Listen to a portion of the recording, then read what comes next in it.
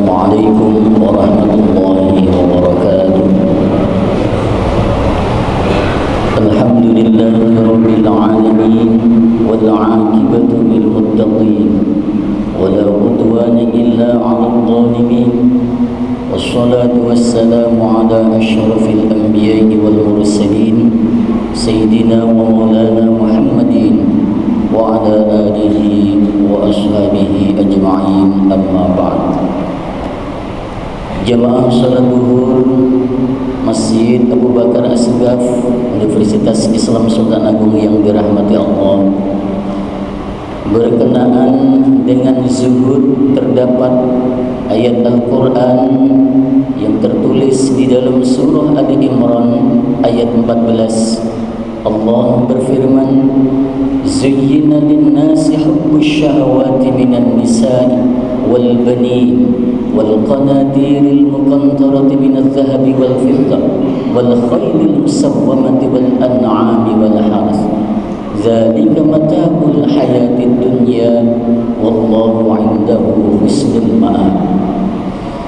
Artinya, dijadikan indah pandangan manusia kecintaan kepada wanita-wanita, anak-anak, banyak harta dari jenis emas, perak, kuda pilihan, sawah, ladang, dan itulah semuanya kesenangan kehidupan dunia, dan di sisi Allah lah tempat kembali yang baik.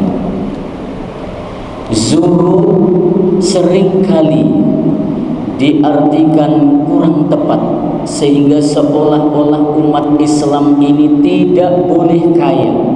Umat Islam hidup apa adanya, pasrah hanya kepada Allah.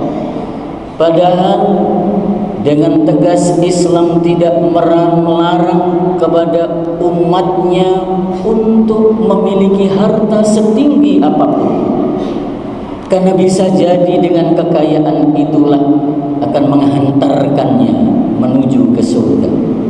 Sebagaimana diungkapkan oleh Syekh Utsman bin Hasan Asy-Syakiri dalam karyanya, dia menuliskan kelak nanti di akhirat ada 4 kelompok yang akan buru-buru masuk surga, berlomba-lomba masuk surga.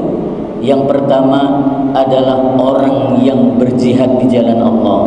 Yang kedua, orang yang berhaji mabrur. Yang ketiga adalah orang yang berilmu atau alim. Dan yang keempat adalah orang yang kaya dan dermawan.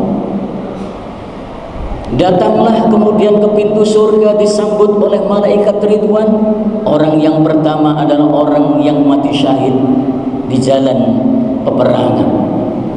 Dia ditanya oleh malaikat Ridwan, apa amalmu wahai fulan? Dia jawab, nyawaku hanya satu. Aku berjuang untuk membela agamaku. Dan janji Allah, orang yang mati syahid akan masuk surga. Lalu siapa yang memotivasimu? Siapa yang membuatmu bersemangat untuk mengorbankan nyawamu? Orang yang alim, gurumu. Kamu duduk dulu di sini. Datang kemudian, yaitu orang yang berhaji mabrur. Dia buru-buru mau masuk surga, dicegat oleh malaikat Ridwan. Ditanya, apa amalmu?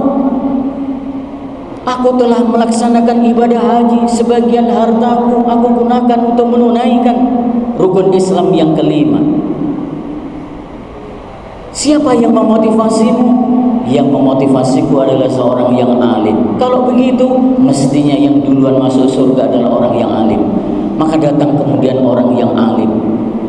Wahai fulan, apa amalmu? Aku menyebarkan ilmu pengetahuan. Aku menyebarkan dakwah Islamiyah kepada masyarakat agar mereka bisa berbuat baik. Dia selalu menuju kebaikan. Baik, kalau begitu masuklah ke surga. Apa kata orang yang alim? Nampaknya aku tidak pantas untuk masuk surga terlebih dahulu, karena ada orang yang membantuku. ada orang yang mendirikan pesantren ini, mendirikan lembaga pendidikan ini, yaitu orang yang kaya dan dermawan. Sepertinya dialah yang lebih pantas masuk surga. Maka kemudian orang yang kaya dan dermawan itu lebih dahulu masuk surga. Hadirin jamaah salat zuhur rahimakumullah, ketika kekayaan dibelanjakan sesuai dengan kehendak Allah, orang tidak hanya kaya hartanya tetapi kaya hatinya, itulah yang akan mengantarkannya menuju ke surga. Itulah mengapa zuhud tidak hanya dipandang sebagai cara kita mendekatkan diri kepada Allah dengan cara kita tinggalkan kehidupan dunia.